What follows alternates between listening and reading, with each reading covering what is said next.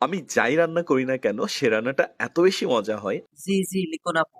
তারপর? আজ পর্যন্ত যারা আমার হাতের রান্না খেয়েছে তারাই বলেছে ভাইয়া এত মজা করে কিভাবে রান্না করেন। কারণ লিখুন আপুর কাছে তো স্পেশাল মসলা আছে। তোমরা কি জানো না? অনেকে এটাও বলে তুমি কি আলাদা কোনো মশলা ইউজ করো? না, আমি আলাদা কোনো মশলা ইউজ করি না। তোমরা যেটা ইউজ করো আমিও সেমটা ইউজ করি। শোনো, আমার হাতের রান্না কেন এত টেস্ট হয় জানো? না, না, লিখুন আপু, আপনার হাতের রান্না এত মজা হয় কিভাবে? আমরা তো জানি না। আমার নানু বলে যার মন সুন্দর তার হাতের রান্না অনেক বেশি সুন্দর হয়। না, না, লিখুন আপু, আপনার কি শুধু মনই সুন্দর?